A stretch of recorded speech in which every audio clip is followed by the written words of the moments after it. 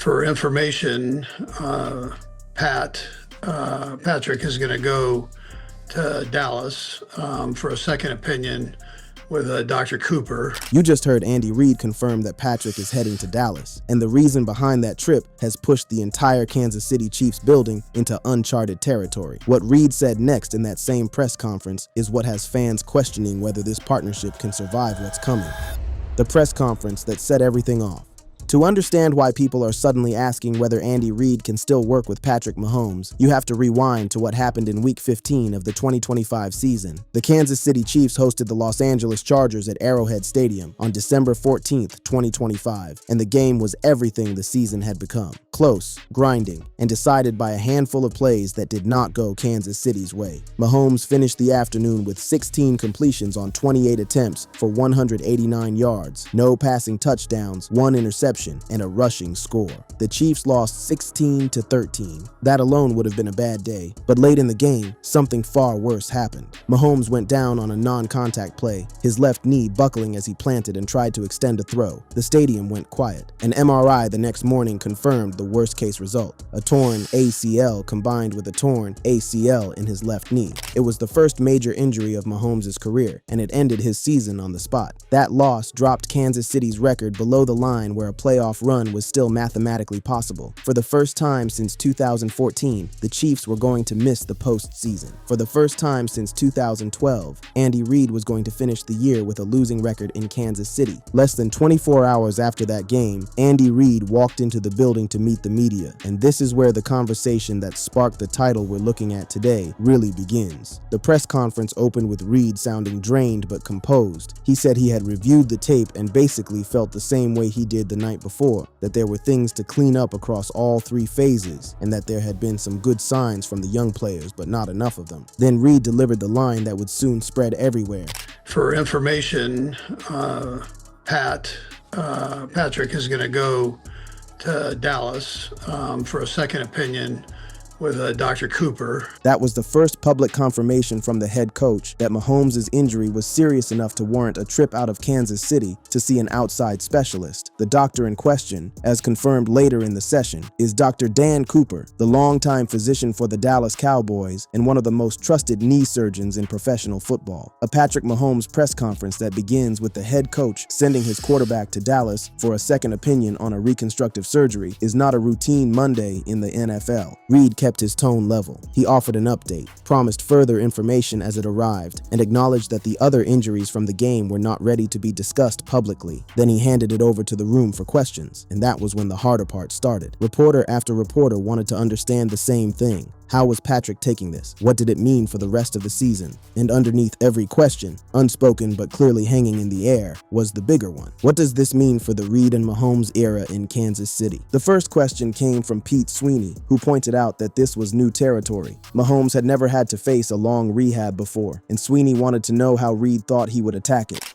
Yeah, I think just what you said, he'll attack it. And he, just like he does everything else, There was no hesitation in Reid's voice. He moved straight into a comparison, pointing out that there have been good quarterbacks who have gone through the same injury and come back strong, and that Mahomes had access to the right people to get him through it. Reid leaned into the idea that Mahomes would be right on top of the rehab, which is as close as Reid ever gets to hyping a player up in a press conference. The next question shifted to Chris Jones, who had talked the night before about finishing the season strong. Reid was asked how much he could use the remaining 3 games as an evaluation period for the younger players on the roster. That was a significant question, because it essentially acknowledged that the season was over in the traditional sense. The Chiefs had no postseason to prepare for. The final 3 weeks were about something else entirely. Yeah, listen, every game you go into, I mean, it can be Yahtzee and you want to win. That line, classic Andy Reid phrasing, shifted the room. He made the point that the culture of the team would not change just because the playoff math had run out. Every game was still a game. Guys would play, guys would compete, and the staff would find out things about the roster along the way. It was an answer that refused to accept a posture of tanking, even in a season where tanking would have been understandable. Then came the question that almost everyone watching had been waiting for. Jesse Newell asked how much Reid had been able to talk to Mahomes in the 18 hours or so since the injury happened, and Reid's answer was the moment the entire tone of this press conference shifted from the injury report to something more personal. What Reid said about Mahomes himself. The conversation about Patrick Mahomes as a person, not just as an injured quarterback, started when Jesse Newell asked Reid how the two of them had spoken in the hours since the ACL and LCL tear had been diagnosed. Reid paused, took a breath, and gave an answer that was far more revealing than any X and O breakdown he could have offered. Yeah, I've had a good visit with him a couple different times. Reid went on to say that Mahomes was in a good place mentally, that he felt like he had let people down, which is a uniquely Mahomes reaction after a loss, but that he had come back around and was ready for the challenge ahead. And then Reid said something that cut through the noise. He said the only thing that was real right now was getting Mahomes through surgery, wherever that surgery was going to happen, and moving on from there. That phrasing is important. Reid did not talk about frustration. He did not talk about what the team had lost. He did not talk about being unable to continue building around a quarterback who now had a major knee injury on his medical record. He talked about a person. He talked about what Mahomes was feeling, how he was processing the news, and what the next step looked like. It is the voice of a head coach who has known his quarterback for 9 seasons and has watched him become the face of the franchise and the face of a dynasty that produced multiple Super Bowl titles together. The follow-up question from Newell pressed a little deeper. He wanted to know what Reid's own emotions were now that he had been given time to process the severity of the injury. And Reid, for maybe a beat longer than usual, thought about his answer before he gave it. Yeah, I know the process of rehabbing for sure. He'll get in there. And Reid was saying he knew Mahomes would come out of the rehab on the strong end, that he had confidence in the process itself and confidence in the player going through the process. And then, in the same answer, Reid opened up the lens a little wider. He started talking about the younger players on the roster who were getting opportunities. He talked about finishing the season strong, about effort, and about getting into the offseason with a clear plan. He mentioned something else, too. He said he was always optimistic about going forward. He praised Brett Veach, the Chiefs' general manager, for the job he had done bringing players into the building. He pointed out that the coaching staff had a responsibility to clean things up on their end, that the players had a responsibility to take accountability on their end, and that once the 3 remaining games were over, it would be on those who remained to retool the roster for the next run. The phrase, "those who remained," is telling. Reid was not saying he was walking away. He was not saying Mahomes would be coming back to a different coach or a different system, but he was clearly framing the offseason as a reset moment, one where some faces would change and the team would have to rebuild parts of itself around its quarterback. Sarin, another reporter, then asked Reid a 2-part question that tested the same theme. First, Sarin wanted to know, since the playoffs were off the table, why not just play the younger players for the rest of the season? Reid responded calmly that most of the young players were already getting significant snaps. The NFL, he pointed out, is not college, where a coach can pull from a 90-player depth chart. The roster has hard limits, and the Chiefs had already been rotating inexperienced players into various phases because of how the injury situation had developed. Then Sarin asked the second part of his question, and this is where Reid's honesty about the season really came through. Sarin put it bluntly, the offense had felt out of sync all year. There had been bright moments, sure, like the strong performance against the Raiders and some flashes against the Lions, but overall, things had not clicked. When Mahomes went deep, the conversation afterward would be about whether he should have checked down. When he checked down, the conversation would be about whether he should have stayed aggressive. Did Reid feel the offense had simply been out of sync all year? well, when you lose close games, you search for things. Throughout the entire press conference, Reid's voice never turned on Mahomes. Never a hint of it. Every reference to his quarterback came with praise for his mentality, his work ethic, and his ability to attack the rehab process. When reporters kept circling back to Mahomes, Reid kept giving them the same picture, a player in a hard moment, ready to fight his way through it, surrounded by people who believed in him. The injury, the second opinion, and what comes next medically.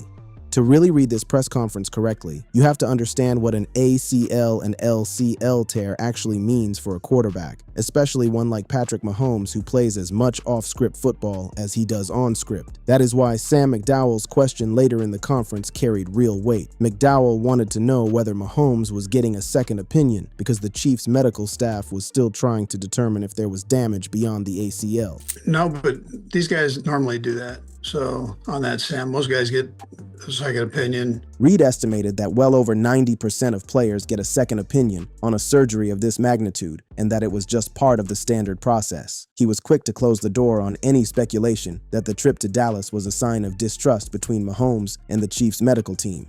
It was routine. It was about giving the player every possible layer of confidence before going under the knife. The reporting that followed bore this out. According to Forbes, the surgery happened remarkably fast, with Mahomes undergoing reconstruction roughly 30 hours after the injury occurred. That accelerated timeline was tied to concerns about the LCL specifically. An ACL tear on its own is a well-understood surgery with a standard recovery window. An ACL paired with an LCL is a more complex situation because the LCL contributes to lateral knee stability, and waiting too long can make the lateral reconstruction harder to execute cleanly. That detail matters for the storyline being drawn around Reid and Mahomes. A routine ACL tear for a 30-year-old quarterback is a 9 to 12-month recovery, often on the shorter side for elite athletes with elite support systems. An ACL plus LCL makes things harder to predict. Insiders like Ian Rappaport have pointed out that the LCL is especially relevant for a mobile quarterback like Mahomes, who relies on leg drive for off-platform throws and scrambles. So the question of whether Mahomes comes back the same player is a real question. It is not an insulting question. It is a medical one. And yet Reid, when pressed on this exact issue, remained steady. Todd Palmer, near the end of the press conference, asked how the typical recovery timeline might alter how the Chiefs approached the offseason. Since Mahomes would not be available for much of the normal quarterback development calendar and might not even be ready for the start of training camp, did that change the way Brett Veach and Reid were building the 2026 roster? Yeah, we'll cross that as we go. Brett thinks of everything. Reid said he was not worried about that part of it. Brett Veach, he said, jumps on things and is well ahead of them. Then Reid turned back to the player himself. He said, "You never know with these rehabs how they go." But he knew Mahomes had good people around him, and he knew how aggressive Mahomes was with everything he did. As long as the surgery went well and as expected, Reid said he would expect a fairly quick recovery for Mahomes just because of those factors. The word aggressive stood out. Reid uses it often to describe Mahomes, and he uses it as praise. It is the same word teammates and trainers have used for years to describe the way Mahomes approaches every part of the job. Reporting out of the Chiefs facility, as of early 2026, described Mahomes spending around 7 hours a day working with longtime trainer Julie Freimeyer, focusing on swelling reduction, flexibility, and strength in a protective brace. Reid has since said in separate interviews that he would never bet against Mahomes making a full return, and that the progress was already showing. Back in the December press conference, though, Reid was careful not to commit to a specific date.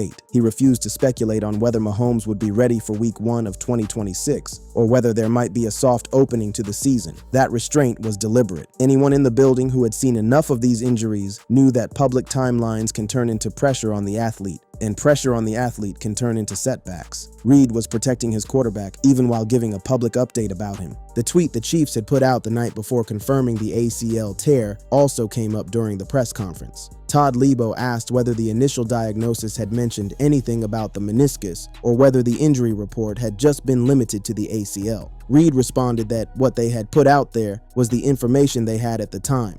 Yeah, it's just what they put out there. We try not to hide too much from you. That is classic Reid transparency, the same posture he has taken for years with the Kansas City media. Say what you know when you know it. Don't sit on information. Don't play games. It is one of the reasons his press conferences tend to generate a particular kind of trust among reporters who cover him. When Reid says he is optimistic about a player's rehab, he is not performing optimism. He is communicating what he genuinely believes based on the people involved and the track record he has seen. The 2025 season context that made everything feel heavier.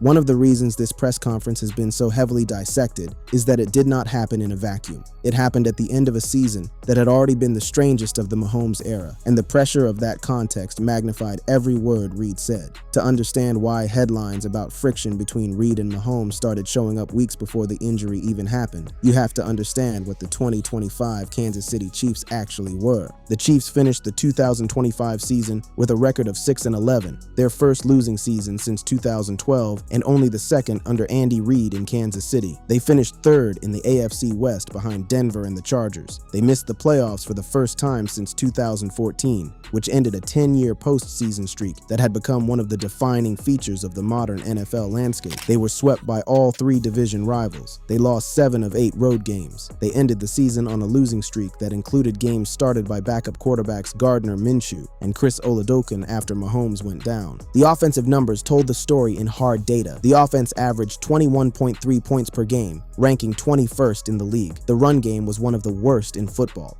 Isaiah Pacheco and Kareem Hunt combined for brutal inefficiency, with Pacheco averaging around 3.9 yards per carry on 118 attempts. The running backs produced only 2 rushes of 20 or more yards all season. Mahomes, meanwhile, led the team in yards per carry at 6.6 on 64 scrambles, an almost absurd stat that underscored how much of the offense was being generated by the quarterback creating his own solutions. The defense, interestingly, was excellent. The Chiefs ranked in the top 10 in points allowed, giving up 19.3 points per game. On paper, a top 10 defense and a top half offense should produce a winning team. The reason it did not is almost entirely about what happens in the margins. Close games, late drives, red zone efficiency, play calling on critical downs. That 1-9 record in one-score games is not the sign of a broken team. It is the sign of a team that keeps finding new ways to lose by a field goal or less. Before the injury, the tension around Mahomes and Reid had already started to surface publicly after a 22-19 loss to the Denver Broncos on November 16, 2025, which dropped the Chiefs to 5-5. Reid addressed a question about the run-pass options that had been a constant part of the Chiefs' offense under this staff. The offense that day had called only 14 runs against Mahomes, throwing the ball 45 times, and the rushing total was an anemic 27 yards. Reid, in that Monday press conference, explained that the Chiefs were calling quite a few of the RPOs. The runs, he said, were being called. It was just that sometimes, in today's NFL, those calls turn into passes based on how the defense lines up. That was how it went. Media coverage interpreted that comment aggressively. Marca published a piece framing the relationship as potentially being on the verge of breaking down. The Sun ran a headline suggesting Reid had sent a brutal message to Mahomes.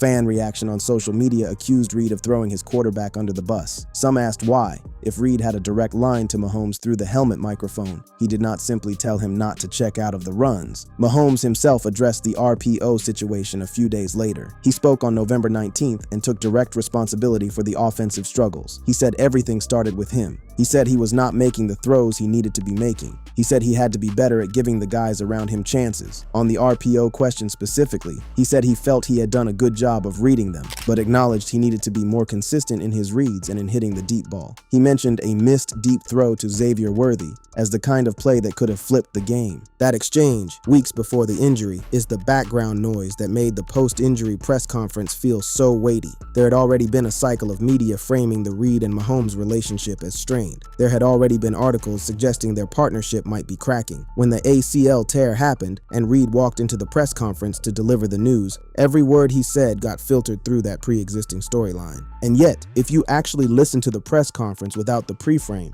what you hear is almost the opposite of that storyline. You hear a coach defending his quarterback's mental state, praising his approach to rehab, expressing confidence in his general manager, and refusing to use the injury as an opportunity to pivot to any kind of personal criticism of the player. Reid did not say anything that even approached frustration with Mahomes. He did not blame him for the season. He did not use the platform to reshape how people would view their relationship going forward. Even the questions about finishing the final 3 games of the season got the same treatment. Nate Taylor asked about the possibility of auditioning Gardner Minshew as a potential 2026 backup, since the Chiefs did not have another quarterback on the roster for next season. Yeah, sure. I've got a ton of confidence in Gardner. Reid said he had watched Minshew play with his other team, that he had started in the league, and that the Chiefs players had confidence in him. He mentioned Chris Oladokun as the 3rd stringer, and said Oladokun had been with the team for a while and was also trusted by the locker room. That is the voice of a coach managing a roster crisis, not a coach preparing to blow up his franchise quarterback situation.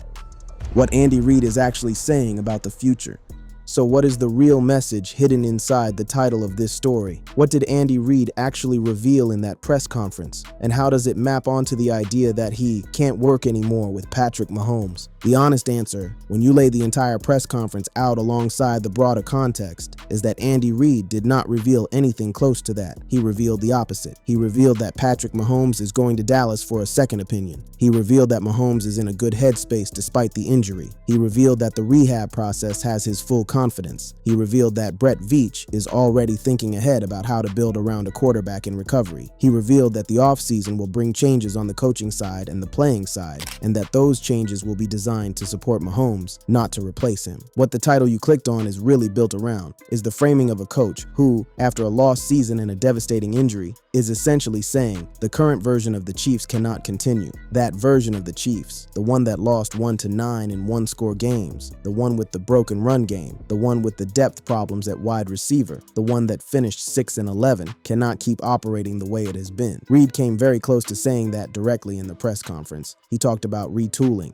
He talked about cleaning up the coaching side. He talked about the players finishing the final 3 games, and then, as he put it, whoever was still here after would get on with the work. That is a real message. It is just not the message the title suggests. The Reid and Mahomes partnership has already been extended through 2029, and nothing in the December press conference indicated any movement away from that timeline. Reid's tone throughout was protective of his quarterback, honest about the team's shortcomings, and focused on the process of coming back rather than the process of breaking apart. There is also a human element here that the click-framed version of the story often leaves out. Mahomes, in the hours after the injury, reportedly told Reid that he felt he had let people down. That is the quote Reid shared in the press conference. A quarterback who has won multiple Super Bowls and multiple MVPs, who has been the centerpiece of one of the most successful franchises in the modern NFL, was in a hospital bed processing a season-ending injury, and the first thing on his mind was that he had failed the people counting on him.